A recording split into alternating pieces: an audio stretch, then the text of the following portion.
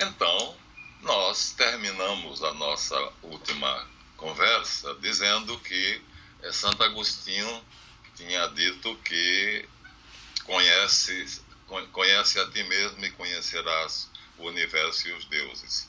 Bom, isso é o oráculo de Delfos, que tinha uma pitonisa e ela aspirava uma fumaça que saía de uma fresta no tempo, perto do templo de Apolo, e ela ficou famosa porque profetizou muitas coisas corretas. Foi ela que afirmou quem eram os 7 sábios da Grécia e outras coisas assim.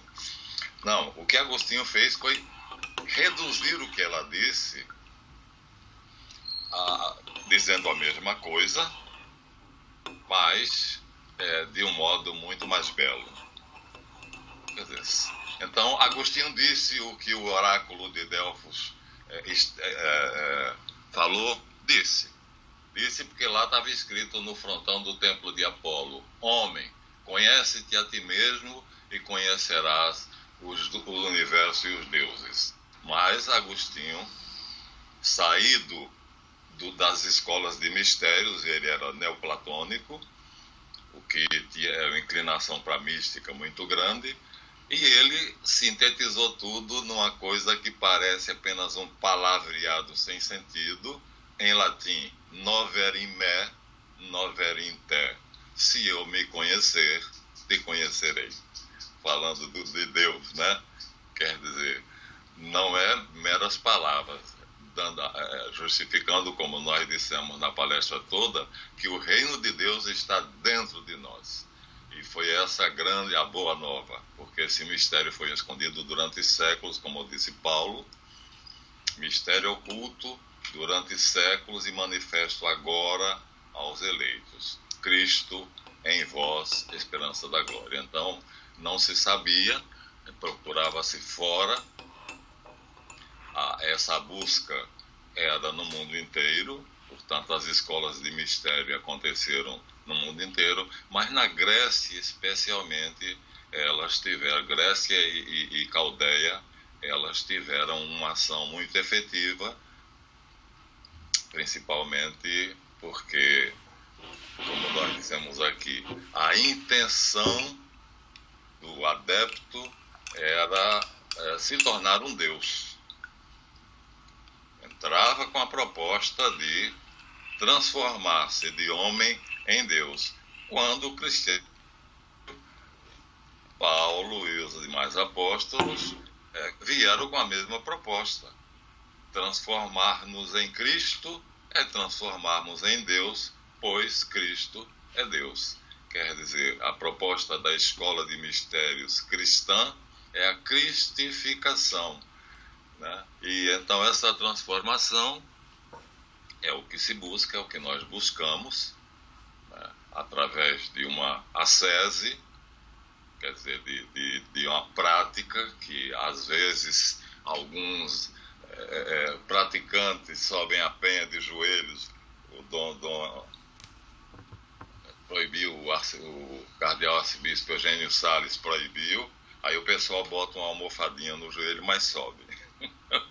Feito o Zé do Burro lá do filme, botaram uma almofadinha no joelho, mas não é mais permitido subir a escada da penha de joelhos, porque chega lá todo esfolado.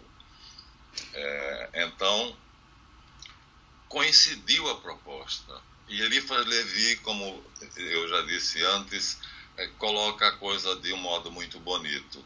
Ele disse: todas as escolas de mistério, elas tinham essa proposta. O que mostra essa universalização é, filosoficamente, um sinal de verdade.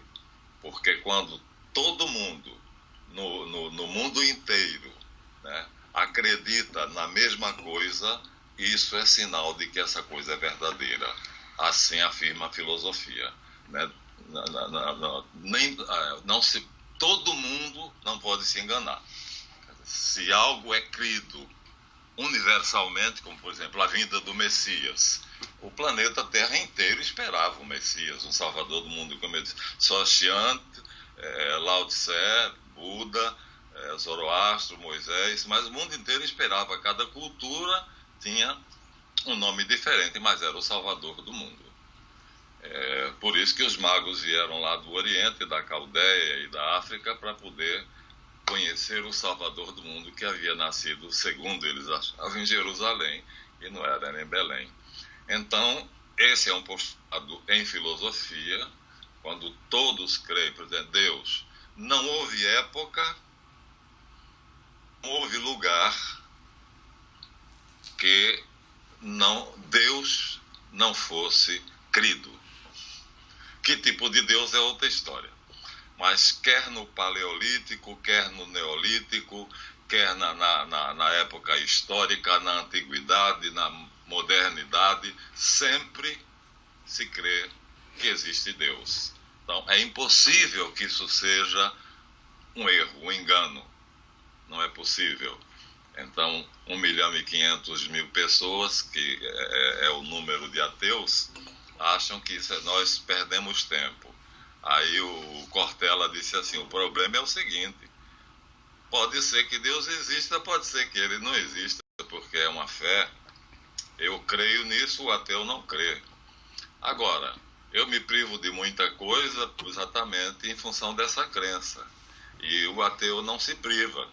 Agora, e quando a gente morrer e chegar lá? Se existir, eu estou bem e ele está mal. Se não existir, já passou a vida e já acabou tudo para mim, eu também não vou sentir falta de mais nada. Então, ele corre um risco maior do que eu, que pode ser que exista.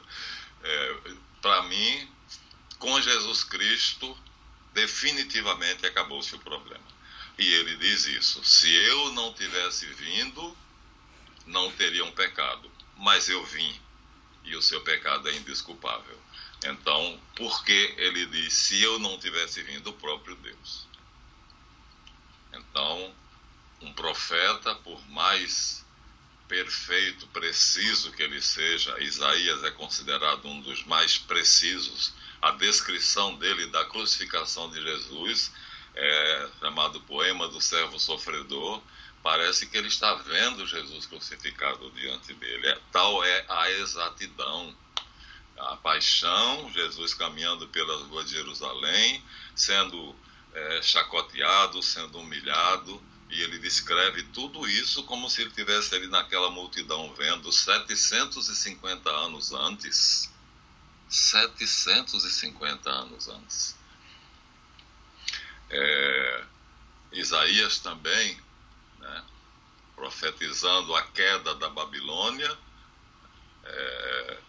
Daniel, quando o rei da Babilônia, Belshazzar, chama ele para dizer, você é um profeta, é um homem de Deus, eu acredito nisso, embora eu não tenha a sua religião. O que é que o teu Deus profetizou a respeito do meu reino? Apareceu na parede, num jantar, apareceu uma escrita, Tekel, Menes, Ufarsim, que ninguém sabia o que era, e Daniel diz, pesado, medido e reprovado. Os persas tomarão a Babilônia. E quando Daniel disse isso, Ciro já estava bloqueando o rio Eufrates, porque ele passava pela cidade toda, pelo meio da cidade, então tem um túnel cavado e Ciro teve a ideia de desviar o curso do rio e aquele túnel ficou aberto, entrar na cidade ficou sendo beleza. Então, realmente cumpriu-se a profecia, né, de Isaías, mais uma vez, e na continuidade da profecia, ele diz, eis que eu chamo meu filho Kyros. Kyros, em hebraico, em grego é Senhor, mas é o nome de Ciro também. Então, ficou uma coisa muito interessante, porque é nomeada a pessoa. O Ciro ficou impressionado. Ele não me conhece, porém eu o conheço, e darei a ele riquezas e um reino. E aí ele conquista a Babilônia. Então, como dizem o pessoal do contra, Realmente o quarto evangelho é diferente de todos os outros. Os outros, chamados sinóticos, Mateus, Marcos e Lucas, são nitidamente históricos. Você não vai encontrar nenhuma informação biográfica de Jesus em João até o momento do batismo. Ele começa com o batismo. É o fato que ele descreve, todos descrevem, todos os quatro descrevem. Antes disso, anunciação, nascimento, o quarto evangelho não menciona. Ele menciona o que hoje já é aceito, foi muito discutido, a pré-existência terrena, né? Quando Jesus diz: eu quero, Pai, que onde eu estiver estejam aqueles que tu me destes, para que vejam a glória que tu me deste. Então eu já existia. O amor com que tu me amaste antes da construção do mundo. Aí, poxa, ser mais claro do que isso, impossível. Então, João não reduz toda a infância de Jesus, ele reduz a pré-existência terrena de Jesus e a união hipostática. No princípio era o Verbo estava com Deus, o Verbo era Deus. Quer dizer, Deus são três pessoas, Pai, Filho e Espírito Santo. A pessoa do Pai é sempre vista por nós como um velho de barbas longas, a pessoa do Espírito Santo como uma ave, isso era comum em toda aquela região ao redor do Mediterrâneo, e vai entrar no cristianismo como uma pomba. Do Filho, que é uma pessoa com duas naturezas, uma divina e uma humana. Não é tão fácil a nossa inteligência conceber isto. Como é que você poderia ser duas, nitidamente duas, separadamente duas? Porque quando Jesus fala, quando ele diz eu, ele está falando como Verbo. Quando ele diz o Filho do Homem, ele está falando como homem. Então ele fala de si, né, ora como uma pessoa e ora como outra pessoa. E na cruz, quando o Verbo se afasta dele, porque ele assumiu os pecados humanos e a Deus o pecado repugna, ele se sente pela primeira vez em toda a sua existência só. E ele aí diz a célebre frase: Eli, Eli, lama sabachthani, meu Deus, por que me abandonaste? Deve ter sido uma dor enorme não sentir-se próximo, unido, ligado a Deus. Agora, João, portanto, pega toda a infância, não fala de nada histórico e diz apenas que Jesus pré-existia no céu com a pessoa do Verbo, unidos hipostaticamente, de modo que o homem Jesus havia sido criado por Deus. Eu não me canso de dizer que isso está no site oficial das Testemunhas de Jeová, Watchtower Bible, né? Torre de Vigia, Sociedade de Torre de Vigia, e muito bem descrito, onde eles dizem que Jesus, o homem, que não tinha forma, evidentemente, porque na Trindade não existe forma, mas estava lá a pessoa do Pai, a pessoa do Verbo e a pessoa do Espírito Santo. E a pessoa do Verbo estava, em determinado momento, foi unida à pessoa de Jesus, um homem, um ser humano. Então, duas naturezas, a humana e a divina, unidas numa só pessoa, sendo que Jesus se deixou completamente subjugar pela vontade da pessoa divina. Por isso não podia pecar. Era impossível para ele pecar, porque o Verbo é Deus e Deus não pode pecar, não pode fazer o mal. Então, São João começa assim, né? E o Verbo se fez carne e habitou entre nós. Quer dizer, se fez todo, a parte como homem e Deus. Na hora da concepção, ali já está o ser divinizado, né? Então, vocês passamos há pouco por um dia superlativo, que é o Dia das Mães, e nesse momento da história da humanidade, toda a humanidade depende de uma mulher para que se consume a obra da salvação, para que a redenção tão esperada aconteça. Muito esperada, porque, como eu disse, as escolas de mistérios achavam que, como o espiritismo kardecista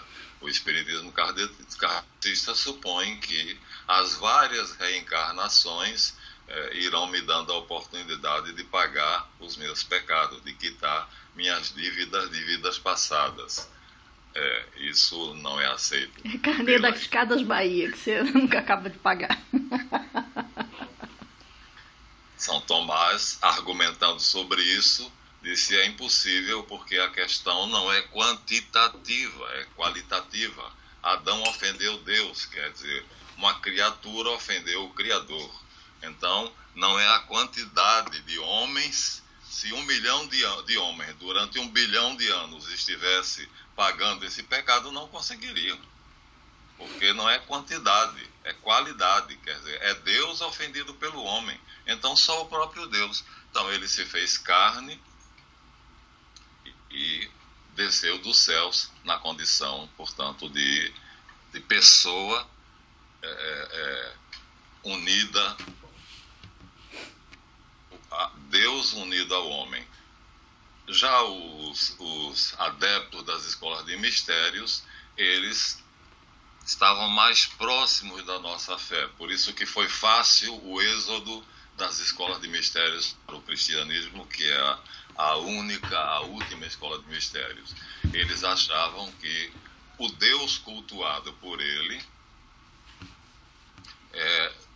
iria transformando ele em si mesmo. Ou seja, pelo poder desse Deus, seja Dionísio, seja Cibele, podia ser uma deusa também, temos muitas, iria com as práticas, porque tinha uma ascese vigorosa, né? Tinha práticas que eram tão exigentes quanto o cristianismo, e tinha outras escolas que foram para o caminho do Tantra. Então havia 2 vias diferentes. Então eles acreditavam que seriam redimidos pelo Deus que eles cultuavam, pelas práticas que esse Deus exigia deles. Não é muito diferente da proposta cristã, como diz o livro Sacramentos de Bernhard. A diferença está em que das escolas de mistérios era uma ficção. Ninguém nunca viu Dionísio por aí, ninguém nunca viu Krishna, ninguém nunca encontrou Osíris, e do Cristo nós temos milhares de testemunhas. Então, temos testemunhas, inclusive historicamente consignadas, e no Talmud, que são os principais inimigos de Jesus. Então, em dado momento,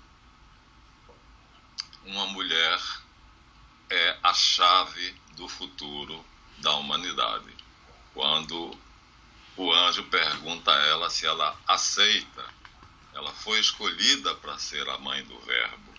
Não é fácil. Hoje em dia, provavelmente seria difícil a mulher aceitar que se tivesse aquelas condições, porque ela era casada e esse filho não seria do esposo dela.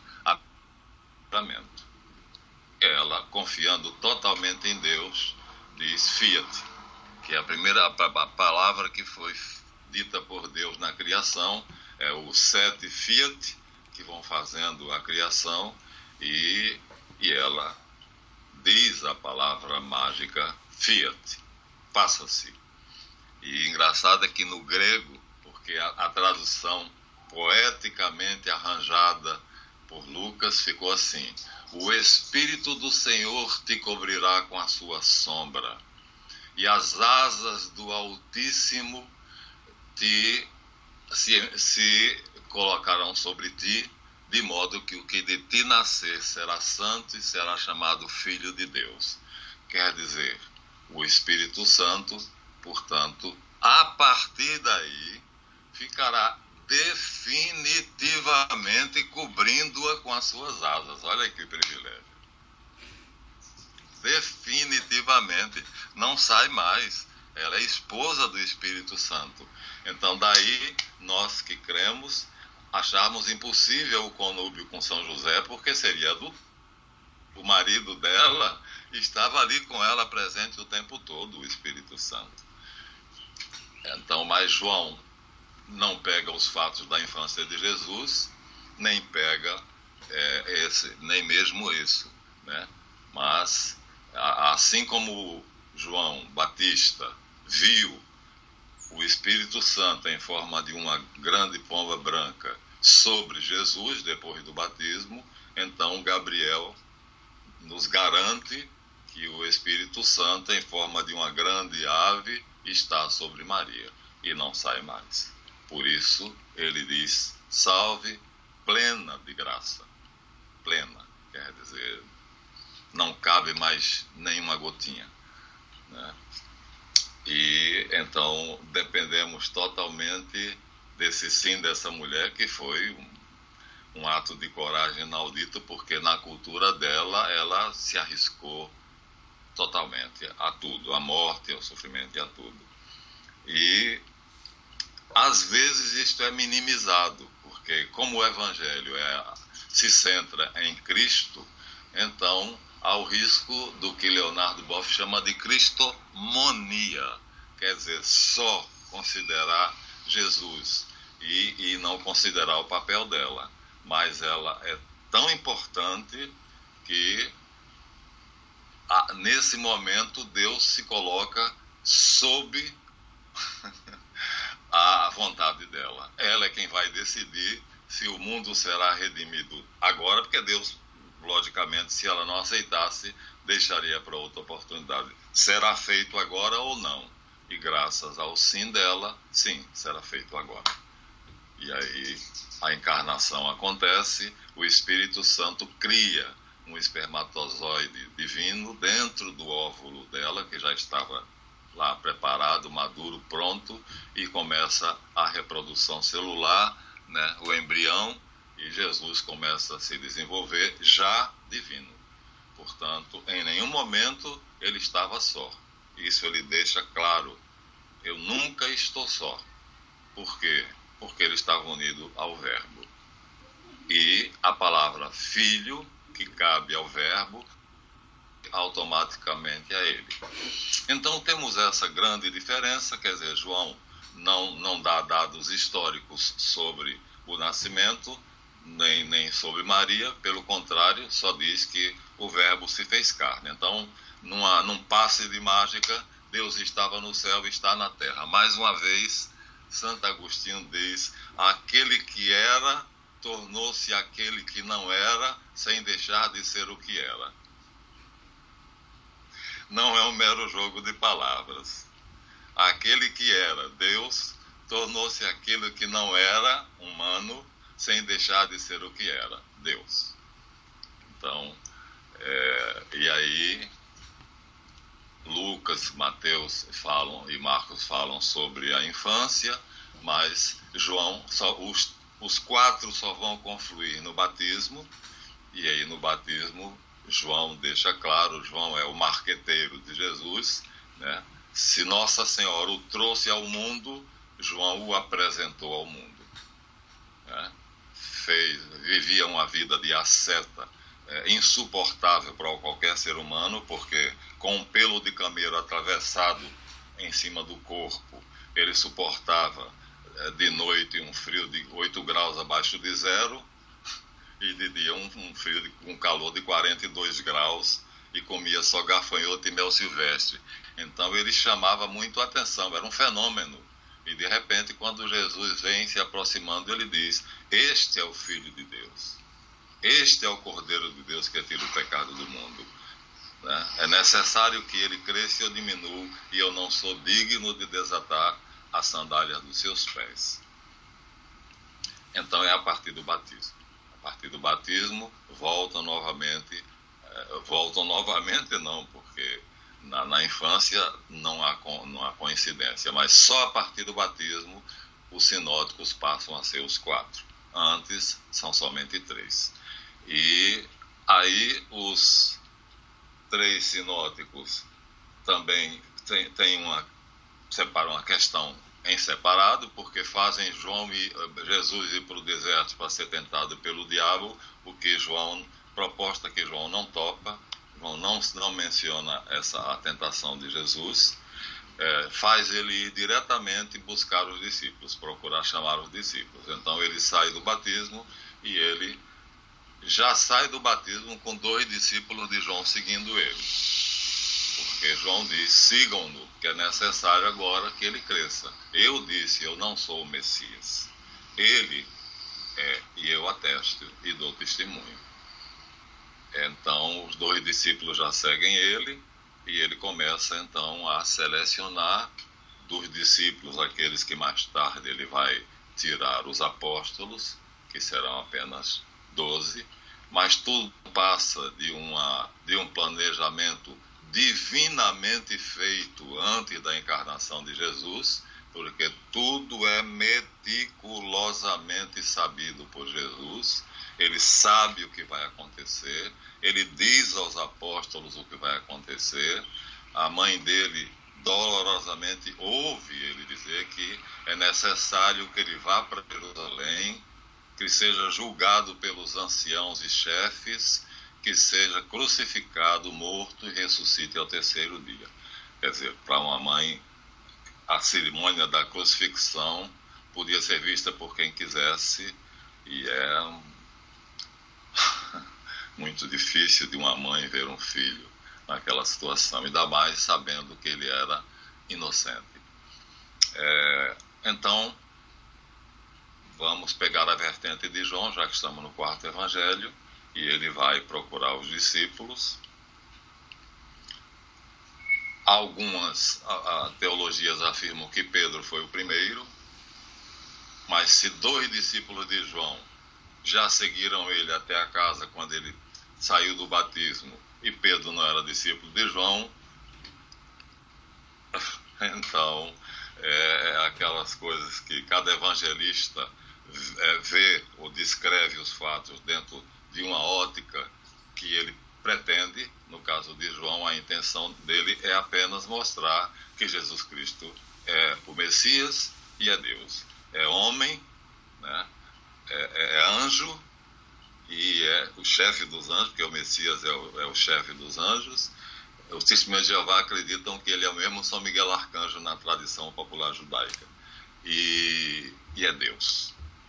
Então, nele há 3 potências. O de um homem que aparece aos nossos olhos como um homem comum, só não é comum quando abre a boca, porque há algo nas palavras dele que, quando os samaritanos ouvem da samaritana que ele é o Messias, vão vê-lo, e depois no final, que ele faz um longo discurso, eles dizem, agora já não cremos porque tu nos disseste, mas porque o vimos e percebemos que ele é o Salvador do mundo. Então essas palavras tinham poder, havia alguma coisa nas palavras dele, né? E aí em Samaria ele encontra também vários discípulos. Quando ele fica 2 dias em Samaria e consegue muitos discípulos, inclusive uma mulher. De novo, a mulher está na ordem do dia. Então é aquela mulher da beira do poço, que ele está sentado na beira do poço.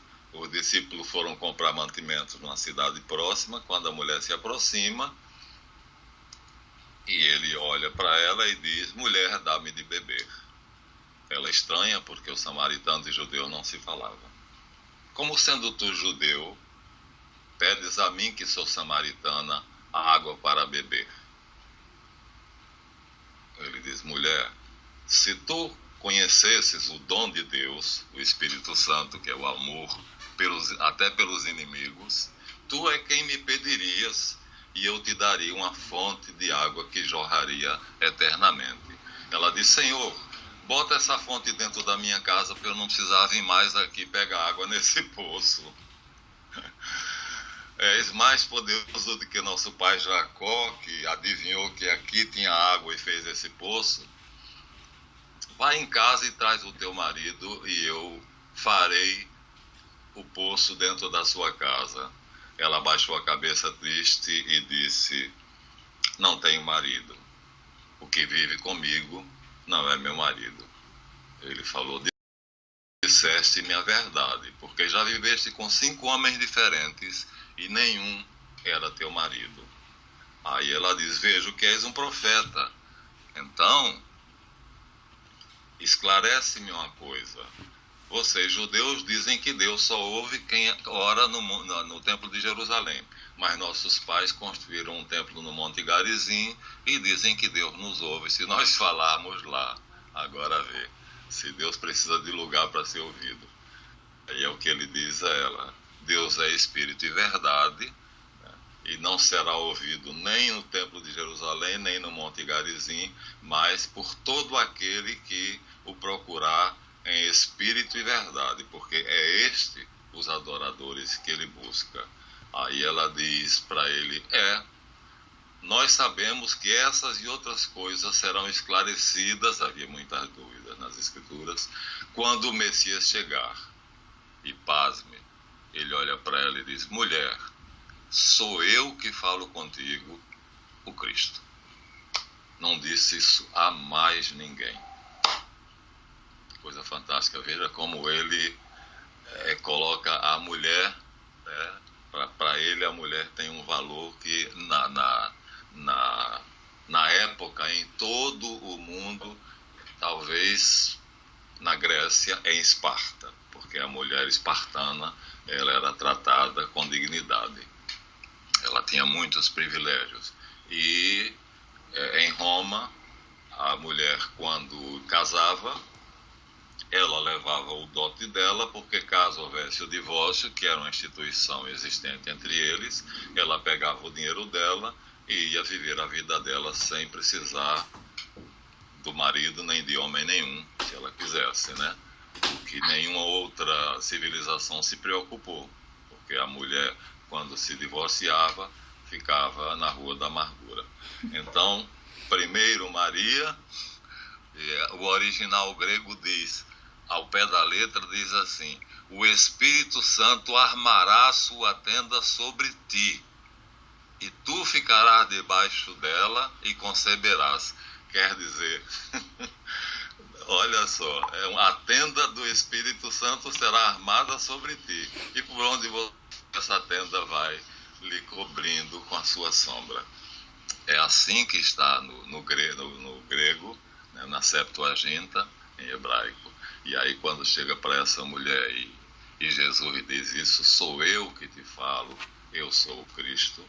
Então, como é que ele via? Depois da revolução que ele criou, então compreende-se que a ideia sobre a mulher muda, mas muito devagar, muito vagarosamente. Os discípulos não acreditam em Madalena, mas São Paulo chega a dizer: não há mais grego nem escravo, judeu nem gentil, homem nem mulher, todos são iguais em Cristo.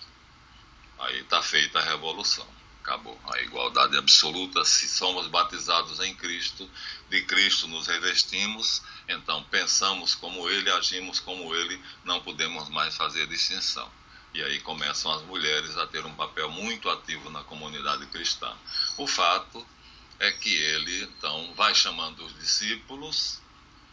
Natanael vê a parte divina dele, ou o que vinha a voz dele quando ele abria a boca. Enquanto ele estava andando, simplesmente parecia um homem comum. Mas quando ele abria a boca e falava, até os fariseus ficavam impressionados. Alguma coisa, a voz, a palavra, né, era a palavra de Deus. Então, os homens percebiam que o que ele falava era algo. Ele diz: a doutrina que eu vos prego não é minha, mas é do meu Pai que me enviou. Quando eu falo as palavras que ele me manda dizer. Então era a palavra de Deus que passava pela mente dele e era ouvida pelas pessoas. E as pessoas sentiam a força da palavra de Deus nele. Ele fala diferente, ele fala com autoridade. Ele diz, foi dito para os vossos pais, né, não adulterarás. Eu, porém, vos digo. Olha, quem disse foi Javé.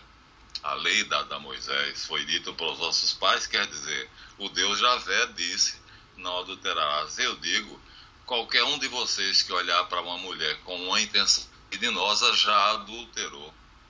Eu digo, o eu agora é como Deus. Então Karnal diz, sou obrigado a reconhecer, depois de muito tempo de estudo, que o Novo Testamento é um recall de fábrica do Antigo. Não podia definir melhor, né? Então, é isso que João diz. O Verbo fez carne, a palavra de Deus. Ele é a palavra de Deus. Calado, ninguém percebe nada. Quando ele fala, já com 12 anos no templo, os anciãos, os sábios, os santos do templo, porque na época dele também havia santos como Simeão e Ana, né?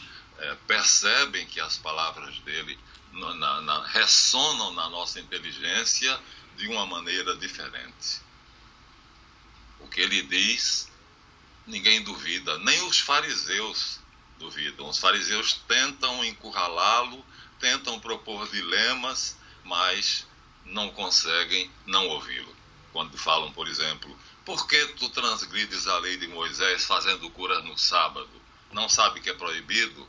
Ele diz, hipócritas, qual de vós, se o camelo, ou o carneiro, ou o cabrito, ou o próprio filho cair num buraco num dia de sábado, você não vai imediatamente chamar seus amigos e tirá-lo dali para que ele não se fira e cuidar dele para que ele não morra?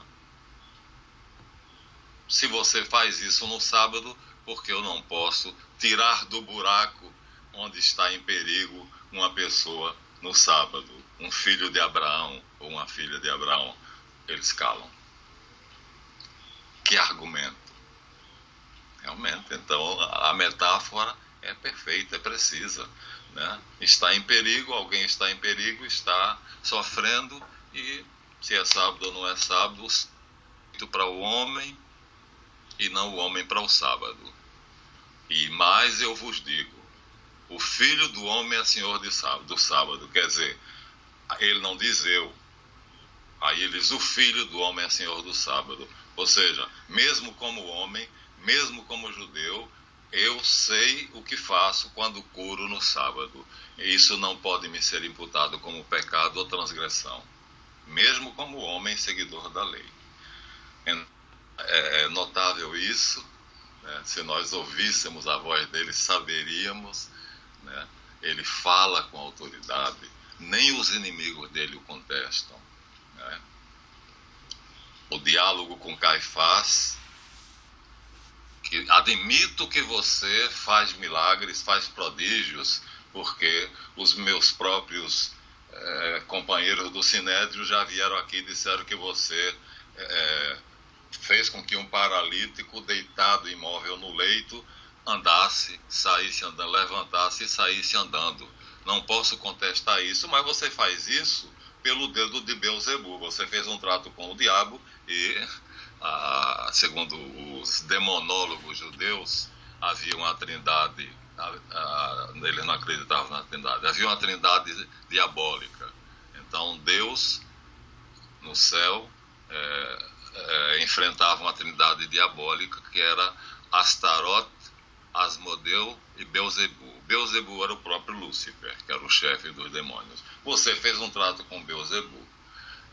Ele disse, se eu expulsasse os demônios pelo príncipe dos demônios, então o inferno estaria dividido. E que fim tem um reino dividido contra si mesmo? Vai para destruição. Eles vão lutar entre si, mas se eu expulso o demônio pelo poder de Deus, então o reino de Deus está entre vós. Mas você não entende e não crê na lei e usa a lei para me causar um dilema. Entretanto, você não crê em Moisés, porque se você cresce em Moisés, creria em mim, pois foi de mim que ele falou. Aliás, todas as escrituras dão testemunho de mim. Nasceu em Belém, descendente de Davi, fez os cegos verem, os mudos falarem, os paralíticos e coxos andarem, né? Radicou-se em Cafarnaum. São 326 profecias. Um matemático esperava-se que, teólogo protestante, esperava-se que no Messias se cumprissem as profecias, mas 326 é impossível. Quer dizer, um homem no qual 326 coisas ditas pelos profetas e santos do Antigo Testamento falam coisas que ele faz, né? Isaías diz: tive sede e me deram vinagre para beber. Na cruz tem uma hora que ele diz: tenho sede. E Longinus pega a lança, bota numa esponja e molha numa mistura de vinagre com mirra, mas não é por maldade não, essa mistura amortece a dor, é um tipo de narcótico, e passa nos lábios dele. Né? Olharão aquele que traspassaram, tá? O povo todo vendo a crucificação e ele é o único que os pregos traspassaram os pulsos para ser pregado na cruz. Nenhum dos seus ossos será quebrado, para que os judeus pudessem comemorar a Páscoa no sábado, que era o dia, segundo o calendário judaico, seria a Páscoa judaica, dos essênios foi na quinta e Jesus comemorou. Pilatos manda quebrar as pernas para poder tirarem eles da cruz e poderem participar da Páscoa, por um ato de condescendência com as superstições desse povo de religião tão complicada. Era o que Pilatos achava. Que religião mais complicada. Mas quebra as pernas. Quando Longinus chega diante dele e diz... E aí o centurião diz: certifique-se, entrega a ele uma lança comprida. E ele pega a lança e coloca a ponta da lança embaixo da costela e enfia a lança de tal maneira que ela vara o pulmão e o coração. Então escorre pelo cabo da lança sangue e água. A água da pleura, mas só que em grande quantidade, né? E a profecia de Isaías diz: nenhum dos seus ossos será quebrado. Então, é realmente notável, né? João deixa clara a importância da profecia. Aquele que me mandou batizar com água disse: aquele sobre o qual vires, depois do batismo, o Espírito vir em forma de pó e repousar sobre ele, esse batiza com fogo e com o Espírito Santo. E quando Jesus sai da água, acontece o fenômeno. E João diz: eu estou vendo e atesto, esse é o Filho de Deus. Assim, ele vai fazendo milagres e chega um momento em que ele está num local descampado, porque tinha 5.000 pessoas, e ele falando sobre o reino de Deus, que é sobre ele, na verdade, é se mostrando, se explicando, porque o reino de Deus é ele, né? Ele é o reino, ele é o rei, e ele se explicando, e o sol começa a declinar. Já vai anoitecer. Os discípulos: mestre, manda eles embora depressa, interrompe o que você está falando, porque já vai anoitecer e não temos aqui perto nenhum lugar que venda comida para poder, nem daria, não tem dinheiro que desse para esse monte de pessoas. Ele diz: dá-lhe de comer vós mesmos. É impossível, são 5.000 pessoas. Aí ele diz: alguém aí trouxe algo que sirva para comer? Pedro diz: uma criança tem 5 pães e 2 peixes, traga-me. Aí traz. E ele aí bota os 12 cestos e vai pegando o pão e o peixe e vai despedaçando e jogando o pão num cesto, o peixe no outro, o pão num cesto, e enche os 12 cestos e dizem agora pode dar para eles. E todos os 5.000 são alimentados, quer dizer, é a criação, é a prova da criação, né? Ele só não quis escandalizar, tirar do nada. Pegou 5 pães e 2 peixes e multiplicou para 5.000 pessoas, 12 cestos cheios. Então, mostrou claramente o poder da criação. E num livro chamado o Ensinamento do Rabi Yeshua de Nazaré, o autor, parece que Claude Tremontin, francês, diz: a palavra dele era uma ordem para o universo.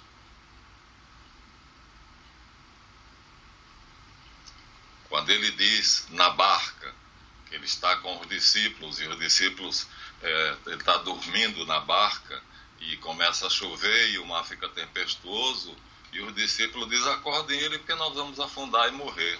Acordam ele, ele diz, por que vossos corações temem? Eu não estou convosco?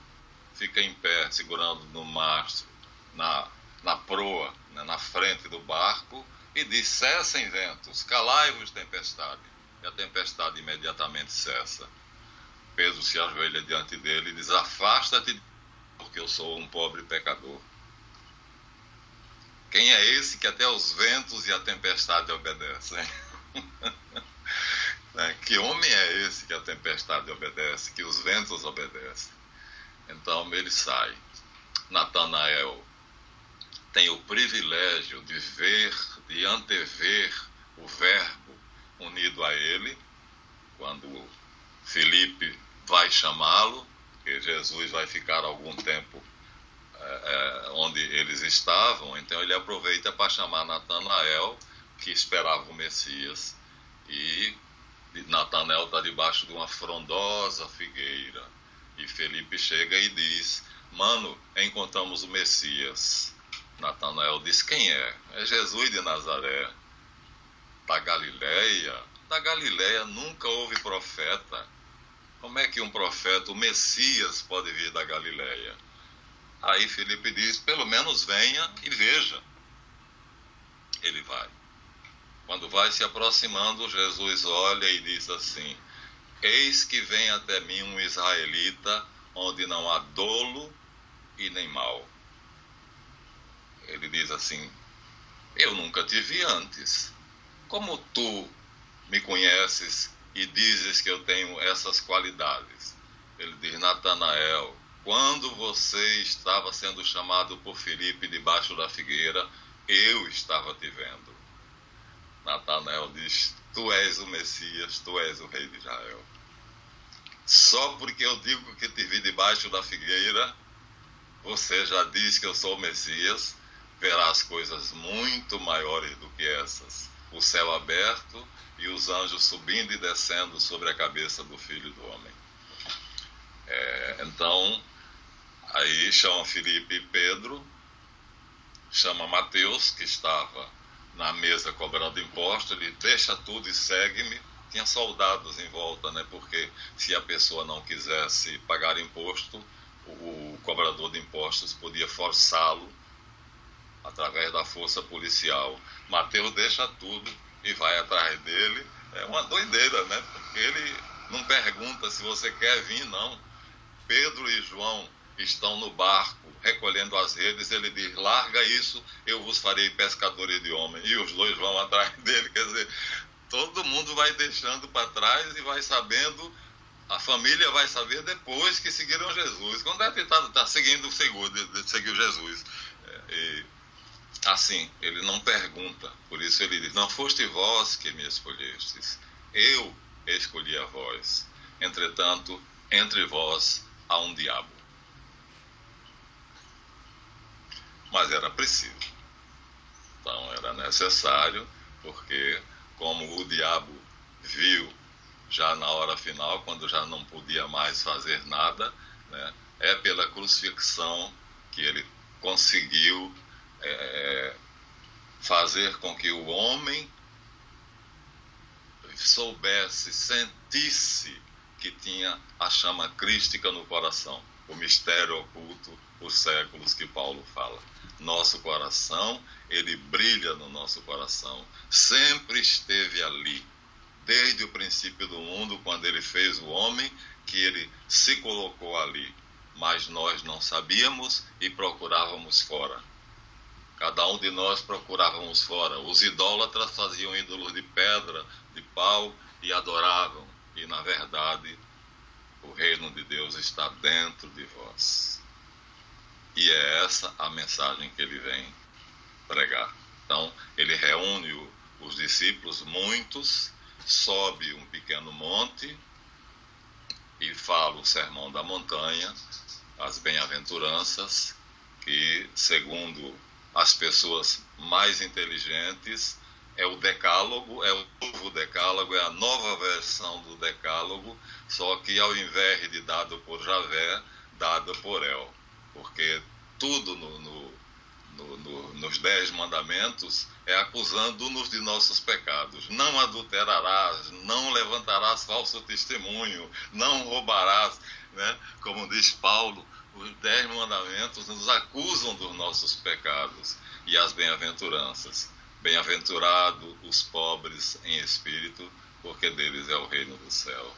Bem-aventurados os amantes da paz, os pacificadores, porque possuirão a terra. E assim, quer dizer, é uma completamente de amor, né? Onde ele está dizendo quais são as qualidades humanas que de fato nos aproximam de Deus Pai e que nos farão entrar no céu. Então, e ele é a síntese dessas bem-aventuranças. Ele é o rei da paz. Ele é pobre. Quando um discípulo, o filho de Marcos, apóstolo Marcos, né, pede para segui-lo, ele diz: as raposas têm suas covas e os corvos têm seus ninhos. O filho do homem, porém, não tem uma pedra onde deitar a cabeça para dormir de noite. Você que é rico, veja que vida que você vai levar. Agora, se quiser me seguir, volta para a tua casa, venda todos os teus bens, distribua com os pobres, e aí venha e carregue tua cruz junto comigo. Nem pensar, né? O jovem, nessa hora, baixa a cabeça e sai. E assim, no sermão da montanha, das bem-aventuranças, ele diz: vou escolher 12 entre vós. E esses 12 serão separados e terão o nome de apóstolos. Foi uma ciumeira geral. Aquele que não foi escolhido deve ter se sentido o nitrato do cocô do cavalo do bandido, porque era uma pequena multidão. De repente ele foi chamando fulano por nome, ele chamou para si e apresentou: estes são os meus apóstolos, vós darei testemunho de mim. Sereis minhas testemunhas, porque vós presenciastes tudo, desde o primeiro dia que eu comecei a fazer os milagres até o último dia. Vocês são testemunhas oculares, então dirão o que viram e o que ouviram. E estão acreditados por um grande rebanho, porque já tenho aqui um pequeno rebanho, mas há muitas ovelhas que não são desse rebanho, que moram em outras terras distantes, que também fazem parte do meu rebanho. Elas ouvirão minha voz e virão até mim, e eu não as rejeitarei. Hoje, isso foi dito no ano 32, numa pequena província da Galileia, por um homem pobre, desprovido de bens completamente, descendente de Davi, cuja família tinha falido, até pelas guerras e pela usurpação. Roma tomou o país, ocupou o país, e a família dos Herodes tomou o trono, e isso parecia impossível, como já disse aqui numa das nossas palestras, parecia impossível.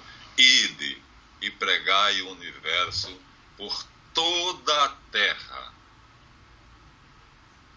aquele que crer e for batizado será salvo, aquele que não crer será condenado. Por toda a terra. Uma melequinha que a Palestina era uma faixa de terra, como ainda é hoje, né? De repente nós estamos diante de países, continentes como a Rússia, o Alasca, o Brasil, e uma pessoa aparentemente tão insignificante que os historiadores da época falam assim, Tácito nos anais se refere a ele, os seguidores de um homem que se chamava a si mesmo de Cristo, né? Flávio Joséfo se refere com mais precisão, né? Então há fontes, mas o Talmude é a grande fonte.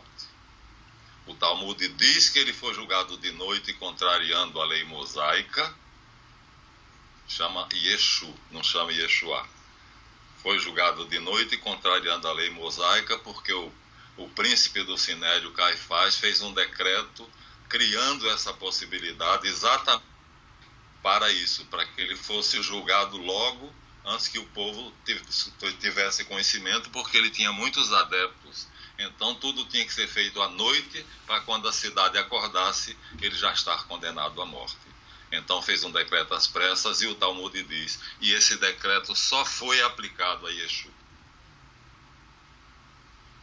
E diz que ele foi pregado no madeiro, diz que alguns chamavam ele de Yeshua, mas não era Yeshua, porque Yeshua é Josuá, ou Josué, que é Yeshu, para no U, por isso Jesus, em latim e em grego, né? O Iesoi, se não teria um A, se fosse Yeshua teria um A, mas os judeus tentaram justamente aproximar o nome dele de Josué, porque o nome Josué, Yeshua, significa Javé salva, ou a salvação de Javé, e o nome Yeshu quer dizer o Salvador. Quer dizer, ele disse, eu sofrerei nas mãos dos gentios, serei humilhado, serei crucificado e ressuscitarei no terceiro dia. Ele não disse serei ressuscitado, se bem que Pedro, quando fala, diz, esse Jesus que vós crucificastes, Deus o ressuscitou e ele está vivo. Mas quando ele fala, ele diz, eu ressuscitarei ao terceiro dia. Esse é o preceito que o Pai me deu. O Pai tem a vida em si e deu ao Filho igualmente ter a vida. Portanto, eu posso dá-la e eu posso tomá-la de volta se eu quiser. Esse é o meu poder que o Pai me deu. Bacana. Ninguém pode tomá-la de mim. Eu a darei. E depois eu a tomarei de volta. Fantástico. Maravilhoso, maravilhoso, né? Quer dizer, como diz João no prólogo, nele estava a vida, e a vida é a luz dos homens, e a luz resplandece nas trevas. Então, quando lermos o Evangelho, teremos que ter o cuidado de quando ele diz eu, e de quando ele diz o filho do homem, ou filho de Davi, que ele está se referindo ao lado humano dele, ou quando ele diz o filho de Deus, que é o Messias. Então, dependendo da maneira como ele se nomeia, ele está falando de três potências que ele carrega em si. Então, ficamos mais uma vez nele colecionando discípulos.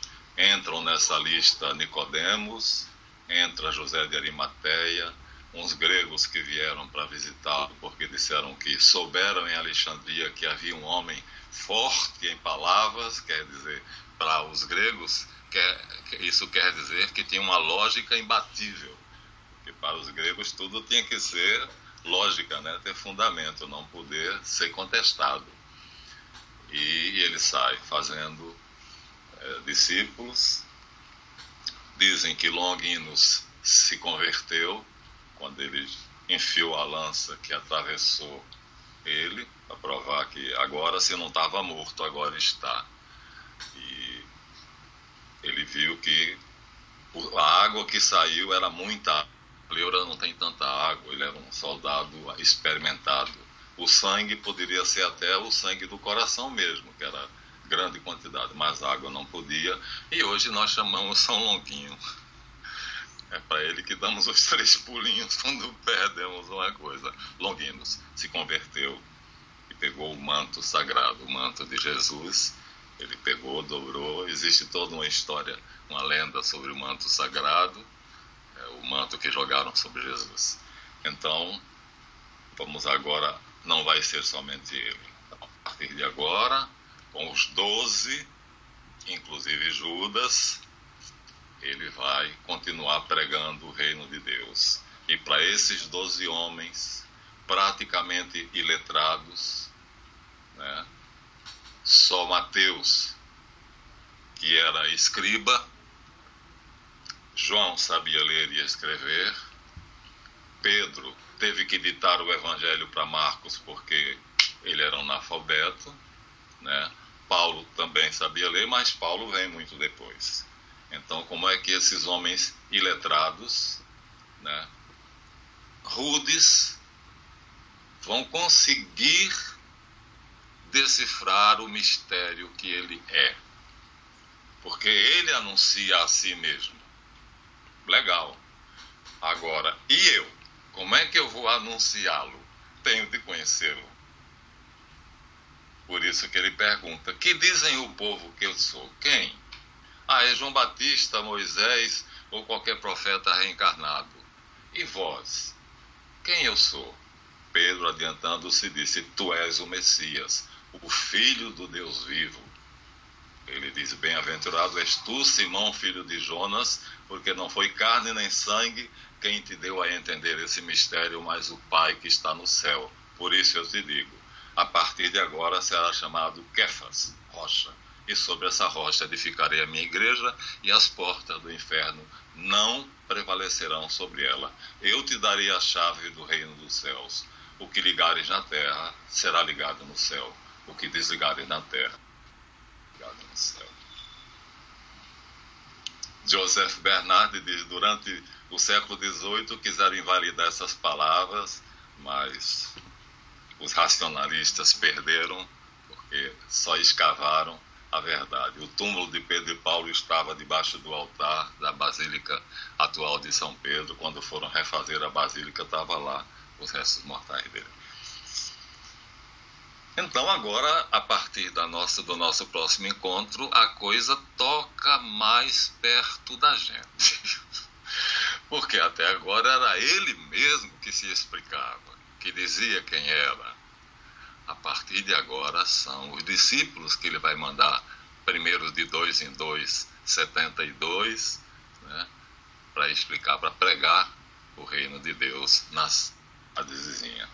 Agora fica, vamos dizer assim, ele vai ter que dar entendimento para que os discípulos possam fazer isso. Poder e entendimento. Teremos que descobrir o Cristo em nós. Ele não está longe, está juntinho, está em nós. Quiçá chegamos a um dia onde possamos dizer: já não sou eu que vive, mas o Cristo em mim. Estou crucificado na cruz com Cristo. É o nosso destino. Para isso viemos. Obrigado pela sua atenção valiosa.